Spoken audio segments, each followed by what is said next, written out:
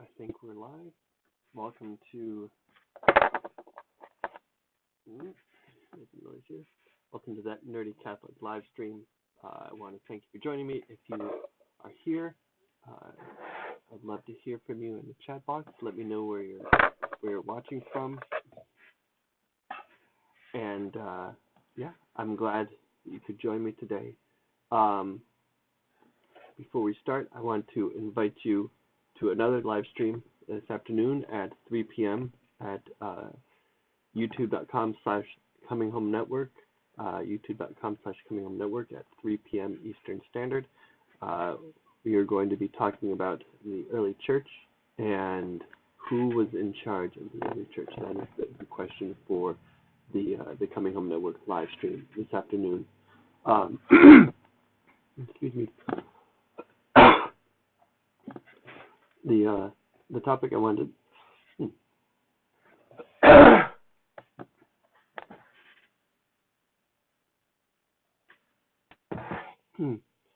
The topic I wanted to talk about today is forgiveness, and I feel like this is a really important conversation to have in this time of there's so much accusation, there's so much anger. Anywhere you look, but especially online, especially on the internet, on Facebook and Twitter and YouTube, and we need to think about forgiveness. How can we forgive? How are we being called to forgive? And how is God asking us to forgive others? So, hey Lou, so glad you could join me today. And if you have any questions or any thoughts about forgiveness, feel free to leave them. And anyone else that's watching, leave any comments or questions in the chat box. I want you to be part of this conversation. But forgiveness, why are we called to forgive? I was having a conversation with my staff this morning. I'm not going to name names, but we were talking about a prominent Catholic figure who spends a lot of time on social media and just becomes so burdened by probably by the comments that he's received, so many mean and hateful comments that he's received, that he has become similar to those who are making these comments towards him. It's a hard thing to hear negative comments all the time and not want to strike back, and especially if you're expecting yourself to be online for a certain amount of time. If you're planning for the internet to be your place of ministry, then you are going to put an expectation on yourself that you need to be online for a certain amount of time a week. And when you're online for that long, you're going to be exposed to a good deal of negativity. So how do you respond to that? How do you deal with that? I know that I felt that temptation myself in reading comments on videos of wanting to respond with hatred and wanting to, not even really wanting to respond with hatred, but wanting to feel vindication. There's an expectation that we need to find justice and vindication for any wrong that's been done against us, including wrong statements. So I want to ask you, if you're watching this, how do you deal with negative comments that you receive online? How do you deal with negative tweets or negative comments on Facebook or on YouTube? And what would be your ideal if you could respond in an ideal way to hatred and to negative comments? And well, I'm assuming you're going to say the answer is forgiveness, because that's what we're talking about today, and that's true. But what does that look like? And And then from the other side, how do you, if you've wronged someone, how do you ask for forgiveness? When I think of forgiveness, I think about, I was thinking earlier today about Judas and about Peter. And Judas and Peter both betrayed their Lord. They both betrayed Jesus. And we can get into debate whether one was worse than the other, whether Judas's betrayal was worse than Peter's, but they both betrayed and they both denied Jesus in their own way. And Judas went off and hung himself, and Peter went back to the Lord for forgiveness. And that is something that is something that we need to do all the time, to remember that we are not just being wronged by others, but we are wronging others, and we need to seek forgiveness just as much as we need to seek to forgive others. I think it's also really important to think about forgiveness in light of trying to have conversations with if you're a Catholic, having conversations with Protestants, and if you're a Protestant, having conversations with Catholics. I want to use that as a short segue to talk about something I've been thinking about. I've been thinking about doing some sort of a book club on this channel, and maybe part of this live stream. And one of the books that I've been looking at, and I just got this and I started reading through it, but it's Peter Kreeft's new book. It's his latest one that he just came out with recently, Catholics and Protestants, What Can We Learn from Each Other? And I've read the first couple of chapters so far, and I think I'm looking forward to reading all of it. I love how Peter Kreeft writes, and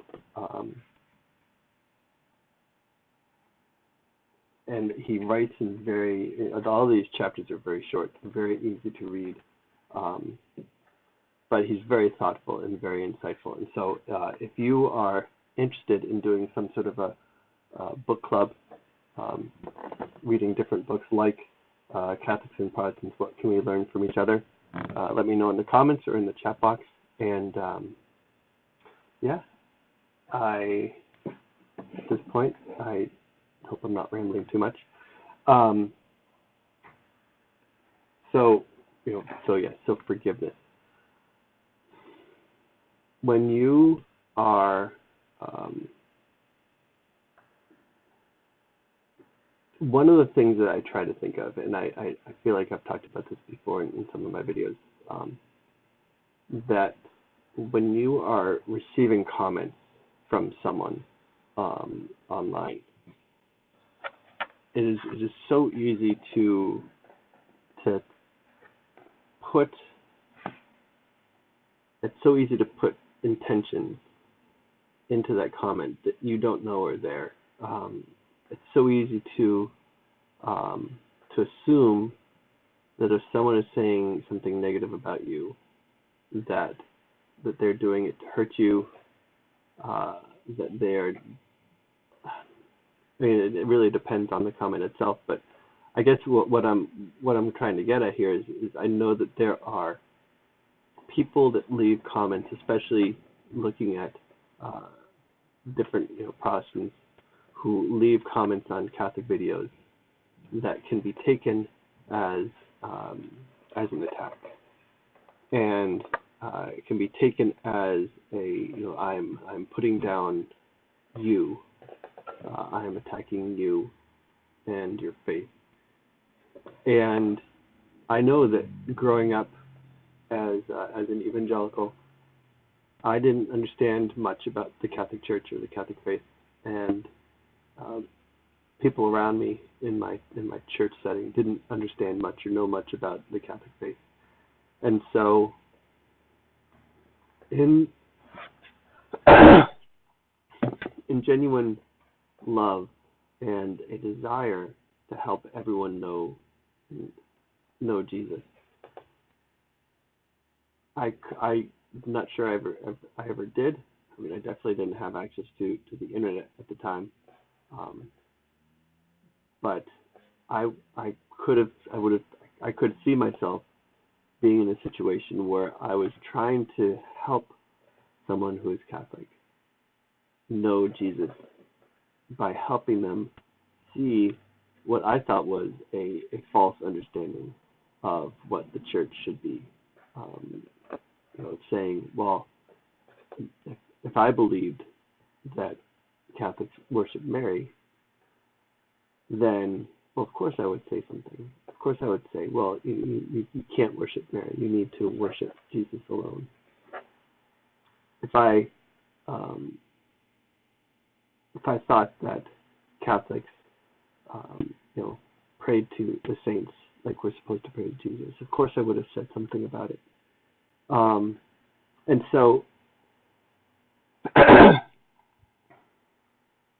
approaching those sort of comments, whatever level of hurtfulness they are, it's important to, you don't know the heart of the person that's writing this comment. You need to assume that they are writing this with the best possible intention and respond in that way.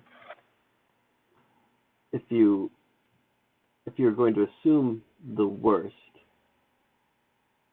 then you're just going to assume the worst in everyone's comments, no matter how harsh they are.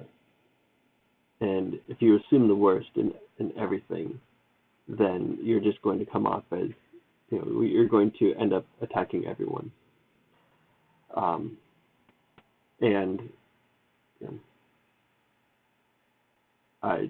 want to go back to the bracelet that all evangelicals that grew up in the 90s know, the WWJD bracelet.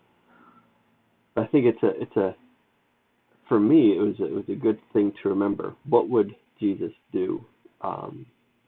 So if Jesus were putting up YouTube videos and he were receiving some of these comments, what would he do? What would he say? How would he respond? And you look at throughout the Gospels, Jesus responded in love, and he didn't always say the easiest things. He didn't always have the easiest answers, but he always responded in love. The few times that you see Jesus responding in what seems to be a certain level of anger, it's with the people, the religious people who act as though they have everything together. But to the people that were considered his enemies, the sinners, the tax collectors, he responded to all of them with grace and love and forgiveness. Think about the the woman in the Gospel of John, the woman caught in the act of adultery. How did Jesus respond? He ignored he ignored all the people that were calling for her to be stoned. He was not egging them on. He was not goading them on. He was not adding to the fire of that attack, either in support of or against. But he ignored them, and I think it's really interesting that in that passage it emphasizes, it points out that he kneeled down and he wrote. He was writing in the dirt. I've heard a number of people kind of speculate what he was writing in the dirt. I remember hearing a comedian once saying, I think he was writing down the name of the girlfriends of all of the Sadducees and the Pharisees that were around him, so that they looked down at what he was writing and they're like, oh, I better get out of here. But he did not escalate the situation. He just ignored them, and he kneeled down. He wrote in the sand. And then once they were all gone, once the situation was diffused, he looked at the woman and he said, "Who here judges you. And she looked at him and she said, no one, sir. And he said, neither do I. Go and sin no more. And I think, thinking about our response, do we respond in attacking and in condemnation? And responding like Jesus, we don't. We do not condemn people. We say, we can encourage people, share our faith, and then hopefully encourage them to see better of the situation, in a way of saying, go into no more, but we are not to judge. So Lou says, logically, I know that people who leave negative comments, that's more about them and whatever they're going through, and has less to do with the person they're inflicting the ugliness on. That said, I'm not really sure how I would respond since I've never really dealt with it. So, I think one way to respond, I think an important part of responding is just to pray for the person. If there is someone who is constantly attacking you, I think you're right. There is something. There has to be a part of it, a part of their attack that is them dealing with something that they, just something that they're dealing with in their life, and so, we can't get into their heads.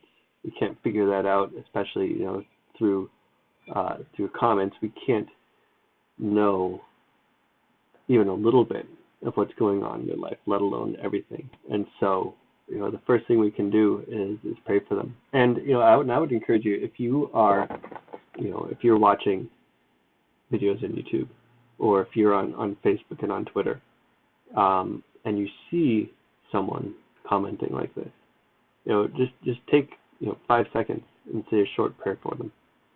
I think it's very easy to forget that prayer is effective, and God hears us, and so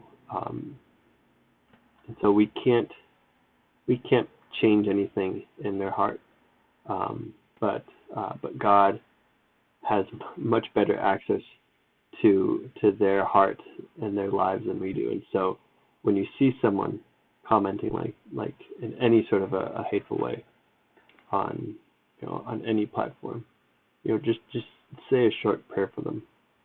And if you want, respond and say, what, I'm praying for you. You don't have to say anything else. Just a short, I'm praying for you.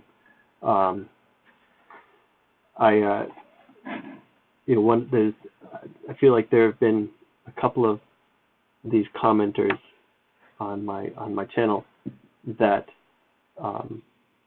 there's one of them that has I've been able to have some decent conversations with, and I think that you're always expecting that people are going to see the worst in you. If you are trying to, so taking a different perspective, taking the perspective of someone leaving comments. So let's assume you are someone that wants to help people out of the Catholic Church. Then you're going to expect attack.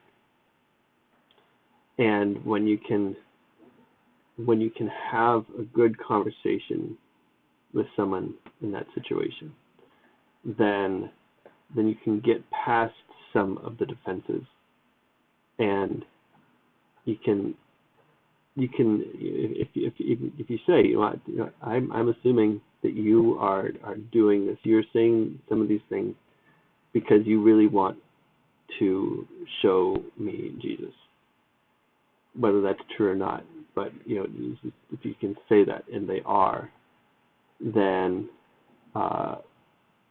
you can turn these things around. You can turn someone from. I'm not saying you can turn. You can't change anyone, but maybe you can help someone see that as a Catholic, that you do love Jesus. I've said this many times. My main purpose on this channel is to show our Protestant brothers and sisters that we as Catholics, we love Jesus, and that is why we do everything. We do everything because of our love for Jesus, and because we want to know Jesus more, and we want to have a deeper relationship with Jesus. I became Catholic. I grew up as a Protestant. I became Catholic because I wanted a deeper relationship with Jesus. I found that in the liturgy, in the sacraments, in the disciplines of the church, in the life of the church, I was finding a deeper relationship or a deeper knowledge of Jesus.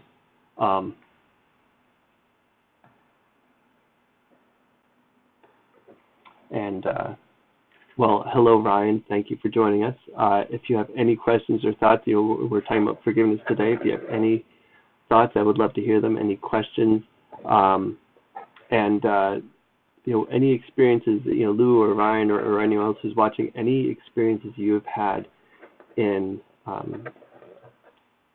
struggling with forgiveness, in forgiving someone, in knowing that you forgiving someone else has changed you, has changed someone else, has changed this other person. I think forgiveness is one of the things that we know theoretically about, but really you need to know it in practice, because you can't understand forgiveness better just by reading about it or studying about it. It is something that you need to practice. An important part of forgiveness, going back to the how responding to comments, is that like I said, assume the best of the person that is leaving these comments and try and respond in that light. And also just let it roll off your back. This person doesn't know you at all. They don't, all they know of you is anything that they see you write, or in the case of anyone on YouTube, you're seeing the videos that you put up. But you can't take these things personally, or else it's gonna eat you inside. And when you can assume the best of them,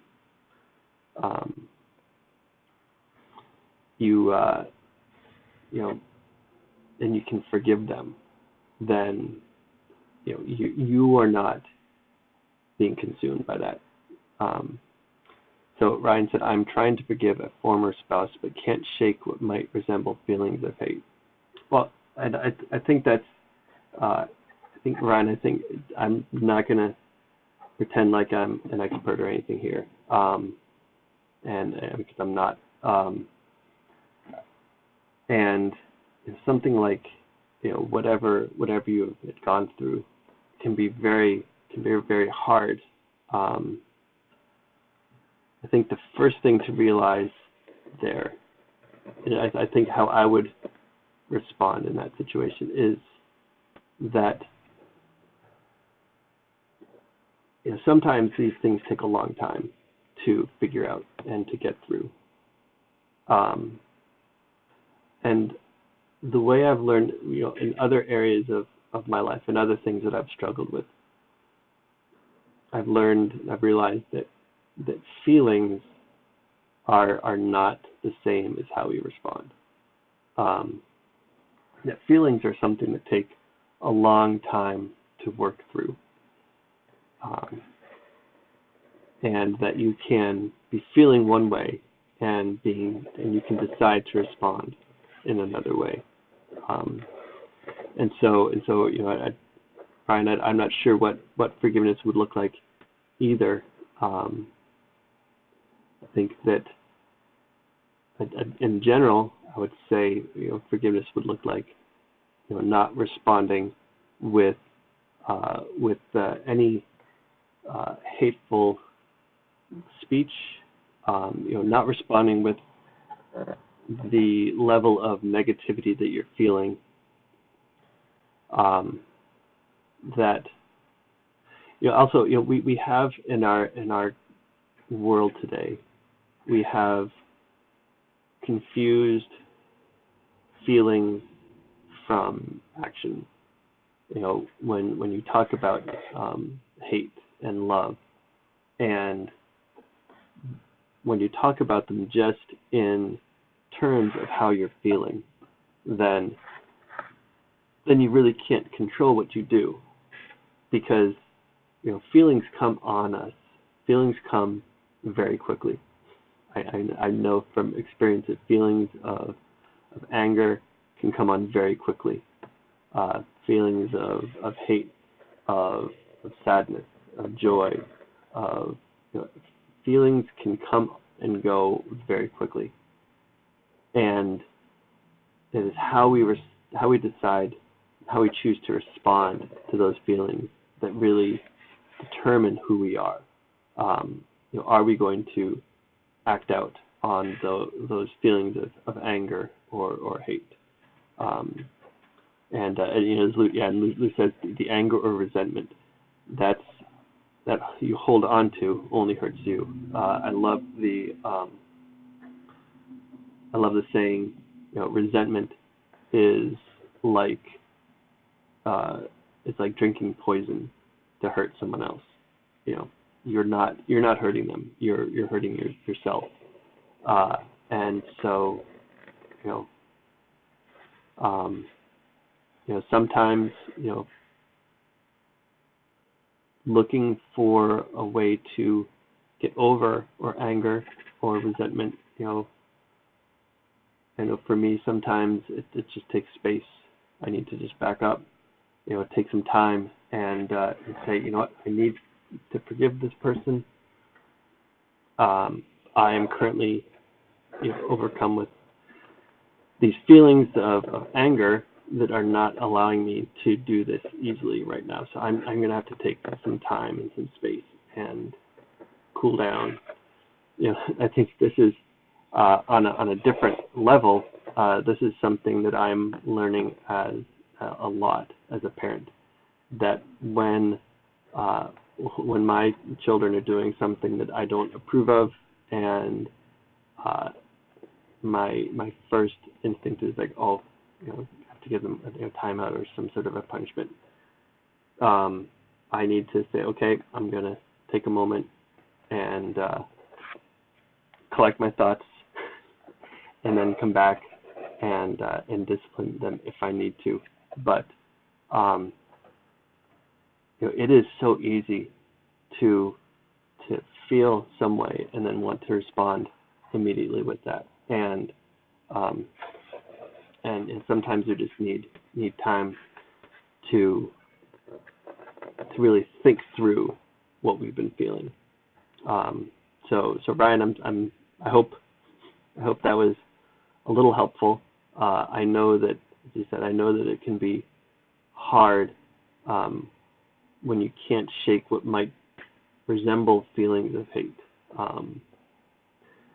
And going back to I said a while ago about when you see people commenting with hate. The first and most important thing you can do is to pray. It is in times that we feel the most anguish or fear, or the times where we realize that we cannot control everything. It is those times that can really be the best the best thing that drives us to pray. Now, I'm not saying that we need to seek those out so that we can have better prayer life, but practice seeing the way that so we can, practice going to God, practice turning to God in prayer in times where we feel like, whether we're angry or afraid, because it is in those situations that we can find the most consolation from God. So it is now 1:02, and this is supposed to be about a 30-minute live stream, so I want to thank everyone for joining me today. I hope I said at least a little that was helpful or encouraging to you. Lou and Ryan, thank you for joining and for commenting, asking questions, and I just want to remind you again this afternoon at 3 p.m.